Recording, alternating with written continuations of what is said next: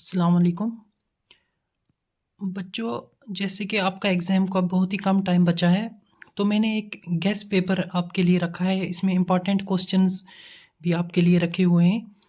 तो जैसा कि आपको पता है, आपका ये बायोलॉजी का क्लास 11th का गेस पेपर है। तो इसमें बॉटनी और ज़ूलॉजी मैंने अलग-अलग से दोनों सेक्शंस रखे हुए हैं। तो मैं आपको नोटबुक पे अच्छे से ये समझाऊँगा कि आपको क्वेश्चंस कैसे आ सकते हैं, किस टॉपिक में से कैसे। तो आप पूरा अच्छे से इसको समझने के लिए वीडियो को एंड तक ज़रूर देखें। सबसे पहले मैं जल्दी से आपको बताऊंगा कि आपके दो सेक्शन होंगे, ज़ूलॉजी और बॉटनी में अलग अलग आपको दो पेपर दिए जाएंगे। तो पहले इसमें आपके टोटल बायोलॉजी के 70 मार्क्स हैं। तो दो पेपर्स में आपके वो 35 ईच हो जाएंगे। उसमें से आपको एक long answer type question 5 marks का आएगा, एक क्वेश्चन। फिर आपको 3 मार्क्स के 5 क्वेश्चन आएंगे, और 2 मार्क्स के आपको 5 क्वेश्चन आएंगे, और एक मार्क्स के आपको 5 ऑब्जेक्टिव क्वेश्चन आएंगे। तो इस तरह से आपके टोटल 35 क्वेश्चन बनेंगे ज़ूलॉजी के, और 35 मार्क्स बनेंगे बॉटनी के, सॉरी। तो अब हम चलते हैं, आपको बॉटनी में मैं बताऊंगा सीक्वेंस वाइज के कैसे आपको क्वेश्चंस किस टॉपिक में से आ सकता है। सबसे पहले हम थोड़ा तेज़ ही जाएंगे। सबसे पहले मैं आपको बॉटनी का बताता चलूँ। बॉटनी में जैसे आपको पहले है डाइवर्सिटी का जो यूनिट, उसमें से आपको क्वेश्चन आ सकता है व्हाट इज़ बाइनोमियल नोमेनक्लेचर, और what are its rules. Then what are taxonomic categories, जैसे कि वो आपको किंगडम से लेके स्पीशीज़ तक, किंगडम फिर फाइलम है, उसके बाद क्लास है, ऑर्डर है, फैमिली है, जीनस है, और स्पीशीज़, वो आप थोड़ा उसकी डेफिनेशन वगैरह देखेंगे। उसके बाद हर्बेरियम, और हर्बेरियम को बनाने में क्या स्टेप्स लगते हैं, इसका रोल क्या हो सकता है। उसके बाद है artificial natural phylogenetic systems of classification, ये किसने दिए थे और किस बेस पे दिए थे। उसके बाद 5 किंगडम सिस्टम ऑफ क्लासिफिकेशन किसने दी थी, और कौन कौन सी 5 सिस्टम्स ऑफ क्लासिफिकेशन दी थी और किस बेस पे दिए थे। तो इसके बाद है general characters of kingdom Monera, protista and फंजे। तो ये जैसे कि आपको पता है कि ये जो किंगडम्स थे, किंगडम मोनेरा, प्रोटिस्टा, फंजे, प्लांटी और एनिमेलिया, ये 5 किंगडम में ही दिए थे। तो पहले आपको किंगडम मोनेरा के, प्रोटिस्टा के और फंजे के जनरल कैरेक्टर्स याद रखने हैं, और इनको फर्दर कैसे क्लासीफाई किया गया। जैसे किंगडम मोनेरा में archaebacteria, eubacteria, Protista में आपको क्राइजोफाइट्स वगैरह वो आपको पढ़ने हैं, अमीबा वगैरह, और फंजे में आपको फिर इसके क्लासेस, खासकर आप बेसिडोमाइकोस्टीज और डिटेरोमाइकोस्टीना, जिनको हम फंजे इम्परफेक्टा भी बोलते हैं, क्यों बोलते हैं, वो सब आपको पढ़ने हैं।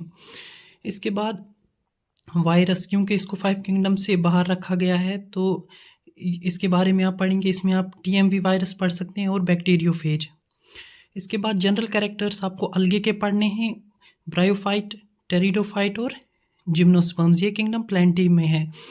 तो अलगे में वहाँ पे आपको एनसीईआरटी पे एक टेबल दिया गया है, जिसमें अलगे में क्लोरोफाइसी, फियोफाइसी और रोडोफाइसी, उनमें स्टोर्ड फूड मटेरियल और फोटोसिंथेटिक पिगमेंट कौन कौन से हैं, वो आपको अच्छे से देख लेने हैं। फिर ऐसे ही ब्रायोफाइट्स में, इनको हम एम्फीबियंस ऑफ प्लांट किंगडम क्यों कहते हैं, ये आपको देखने हैं। फिर ऐसे ही टेरिडोफाइट्स भी, आपको इनके भी जनरल कैरेक्टर्स याद रखने हैं, और जिम्नोस्पर्म्स के। उसके बाद एंजियोस्पर्म्स में, जैसे कि आपका अलग एक अच्छा बड़ा चैप्टर है, तो इसमें मॉर्फोलॉजी आपको पहले रूट की पढ़नी है। रूट के जोन्स अलग अलग कौन कौन से होते हैं, और इसके टाइप्स, जैसे टैप रूट है, फिब्रस, एडवेंटिशियस वगैरह। इसके बाद आपको वेनिएशन देखनी है क्या होती है, फाइलोटैक्सी। फिर ऐसे ही इनफ्लोरेसेंस, जो कि बहुत इंपॉर्टेंट है, इसमें डिफरेंस आ सकती है रेसिमोस और साइमोस इनफ्लोरेसेंस में। फिर ऐसे ही फ्लावर, इसकी कंप्लीट फ्लावर क्या होता है, और फिर फ्लावर के कौन कौन से पार्ट्स होते हैं आपके पास। उसके बाद सीड, फिर आपको मोनोकॉट सीड और डाइकॉट सीड की जो स्ट्रक्चर होती है वो देखनी है, खासकर मोनोकॉट की, उसमें कॉटिलिडन वगैरह। फिर ऐसे ही फैमिली सोलिनेसी की आपको डिस्क्रिप्शन याद रखनी है, फ्लोरल फार्मूला इसका आपको पता होना चाहिए। इसके बाद टिश्यू सिस्टम में, एपिडर्मल में आपको स्टोमेटा अच्छे से पढ़ना है, गॉड सेल, सब्सिडरी जो इसके साथ होते हैं स्टोमेटा के, वो सब उसका स्ट्रक्चर। उसके बाद वेस्क्यूलर टिश्यू सिस्टम में आपको जाइलम और फ्लोएम, फिर इनके अलग अलग टाइप्स जो हैं वो पढ़ने हैं। फिर ऐसे ही monocot and dicot, root, stem और लीव्स, ये आप अच्छे से पढ़ेंगे, इनमें क्या क्या आपस में डिफरेंस होती है, मोनोकॉट और डाइकॉट रूट में, ऐसे ही स्टेम में, फिर लीव्स में ऐसे ही। फिर आपको आ जाती है प्लांट फिजियोलॉजी, जो कि बड़ा यूनिट है, जिसमें से आपको 5 मार्क्स का क्वेश्चन मोस्ट प्रोबेबली आएगा बॉटनी में। इसमें पहली है ग्लाइकोलिसिस, ये क्या होती है, क्रेब्स साइकिल क्या होती है, इलेक्ट्रॉन ट्रांसपोर्ट सिस्टम। उसके बाद कीमोऑस्मोटिक हाइपोथेसिस। फिर है आपके पास यहाँ पे फोटोसिंथेटिक पिगमेंट्स कौन कौन से होते हैं प्लांट में, लाइट रिएक्शन आप पढ़ेंगे कहाँ होती है क्या, ऐसे ही cyclic and non cyclic photophosphorylation. फिर इसके बाद आपको C3 साइकिल, C4 साइकिल और फोटो रेस्पायरेशन, जिसको हम C2 साइकिल भी बोलते हैं।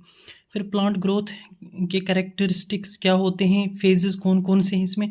फिर आपको यहाँ पे ये आपको ज़्यादा लंबा दिख रहा होगा, differentiation, D differentiation and re differentiation, but इसको आपको सिंपल इतना ही देखना है कि डिफरेंशिएशन और डी डिफरेंशिएशन और री डिफरेंशिएशन होता क्या है, 2-4 लाइंस में बस।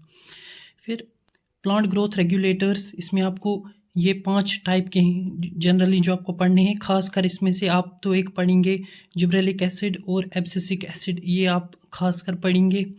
बाकी भी इम्पॉर्टेंट हैं, जैसे इथाइलिन फ्रूट राइपनिंग में काम आता है, ऑक्सिन्स वगैरह ये ग्रोथ में हेल्प करते हैं, तो वही। अब इसके बाद हम देखेंगे जैसे कि बॉटनी का तो हो गया ये, खास कर बाकी भी अगर आप बॉटनी में कुछ पढ़ना चाहेंगे, बट ये जो क्वेश्चंस हैं इनके आने की प्रोबेबिलिटी सबसे ज़्यादा है, ये मैंने अच्छे से सिलेबस को देख के बनाए हैं। इसके बाद ज़ूलॉजी में भी आपको 35 मार्क्स आएंगे, स्कीम वही रहेगी, 5 मार्क्स का एक क्वेश्चन, और इसके बाद 3 मार्क्स के 5, 2 मार्क्स के 5 और 1-1 मार्क्स के 5 ऑब्जेक्टिव। अब ज़ूलॉजी में आप देखिए, इसमें सबसे पहले आपको हैं फाइलास, जैसे कि आपको फाइलम पोरीफेरा, फिर उसके बाद सिलेंट्रेटा, फिर टीनोफोरा से लेके फिर आर्थ्रोपोडा अप टू आपको कॉर्डेट्स तक इनके फीचर्स, एक तो जनरल कैरेक्टर्स आप 5-8 फीचर इनके अच्छे से याद रखेंगे, और उसके बाद फिर जैसे कॉर्डेट्स में फर्दर आपको क्लासेस तक पढ़ना है, एव्स, मैमल्स वगैरह तक, तो उनके भी आप फीचर्स अलग से याद रखेंगे।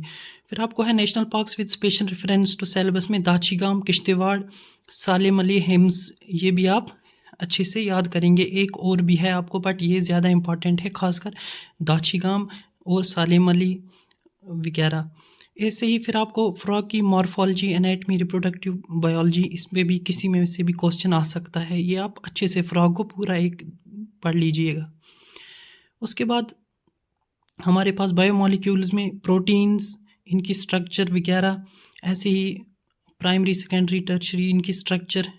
फिर उसके बाद कार्बोहाइड्रेट्स, मोनोसेक्राइड्स, डाइसेक्राइड्स वगैरह, न्यूक्लिक एसिड्स जैसे जिसको हम डीएनए और आरएनए जो इसमें आते हैं, जेनेटिक मटेरियल वगैरह, वो भी आप पढ़ेंगे। तो उसके बाद हमारे पास यहाँ पे है प्राइमरी एंड सेकेंडरी मेटाबोलाइट्स क्या होते हैं, और ख़ासकर सेकेंडरी मेटाबोलाइट्स के एग्जांपल्स कौन कौन से हैं। इसके बाद है सेल का यूनिट, मोस्ट इम्पॉर्टेंट, उसमें आप सेल थ्योरी जो शील्डन और शिवैन ने दी थी, आप वो देखेंगे। इसमें से प्रोकैरियोटिक वर्सेस यूकैरियोटिक सेल, इनमें क्या क्या डिफरेंसेस हो सकते हैं, ये भी अच्छे से पढ़ना है आपको। और प्लाज्मा मेम्ब्रेन थ्योरी आप पढ़ सकते हैं, जिसको सेल मेम्ब्रेन वाली थ्योरी। इसके बाद माइटोकॉन्ड्रिया, प्लास्टिड न्यूक्लियस, इसके बारे में भी आपको पढ़ना है, डबल मेम्ब्रेनस सेल ऑर्गेनेलिज हैं ये। इसके बाद इंडो मेम्ब्रेन सिस्टम में जैसे endoplasmic reticulum, Golgi bodies, lysosomes आते हैं, और साथ में अलग से फिर आपको राइबोसोम्स भी पढ़ना है, जिसको हम प्रोटीन फैक्ट्री भी बोलते हैं। इसके बाद आपके पास जो सेल साइकिल और डिवीजन वाला यूनिट है, इसमें आप पहले इंटरफेज पढ़ेंगे, जिसमें आपको G1S G2 फेज़ आता है, फिर माइटोसिस, फिर मियोसिस पढ़नी है आपको। मियोसिस में खासकर आपको प्रोफेज 1 के जो लिप्टोटीन, जाइगोटीन, पेचाइटीन, डिप्लोटीन और डायकाइनेसिस, जो वो वाले स्टेप्स हैं, वो भी आपको अच्छे से याद रखना है किस स्टेप में क्या होता है। इसके बाद रेस्पिरेटरी सिस्टम ऑफ ह्यूमंस और जो रेस्पिरेटरी वॉल्यूम्स हैं, वो ये ह्यूमन फिजियोलॉजी के टॉपिक्स हैं। इसके बाद ज़ूलॉजी में आपको इन्हीं में से ह्यूमन फिजियोलॉजी जो यहाँ से बाकी है, इसी में से लॉन्ग आंसर टाइप क्वेश्चन आ सकता है, ये आपको अच्छे से पढ़नी है फिजियोलॉजी पूरी। इसके बाद ब्लड कंपोजिशन क्या क्या है, और फिर लिम्फ यहाँ पे आपको पढ़ना है। फिर खास कर मोस्ट इम्पॉर्टेंटली आपको हार्ट में कार्डियक साइकिल पढ़ना है, डबल सर्कुलेशन, और उसके बाद इलेक्ट्रोकार्डियोग्राफ ECG आपको पढ़नी है। फिर सर्कुलेटरी ये और रेस्पिरेटरी सिस्टम्स के रिलेटेड जो डिसऑर्डर्स हैं वो। उसके बाद ह्यूमन एक्सक्रीटरी सिस्टम, फिर यूरिन फॉर्मेशन, इसमें आपको सीधे प्रॉक्सिमल कन्वॉल्यूटेड ट्यूब्यूल से डिस्टल कन्वॉल्यूटेड ट्यूब्यूल और फिर हेनल्स लूप वगैरह वो पढ़ना है अच्छे से, और इसके डिसऑर्डर्स एक्सक्रीटरी सिस्टम के रिलेटेड। फिर स्केलेटल सिस्टम में आप जॉइंट्स डिसऑर्डर्स वगैरह अच्छे से पढ़ेंगे। फिर न्यूरॉन है, इसमें नर्वस सिस्टम है, आपको सेंट्रल नर्वस सिस्टम वगैरह वो। उसके बाद आपके पास एंडोक्राइन सिस्टम है, इसमें आपको सिलेबस में hormones of heart, kidney, hormonal disorders वगैरह ये दिए हैं।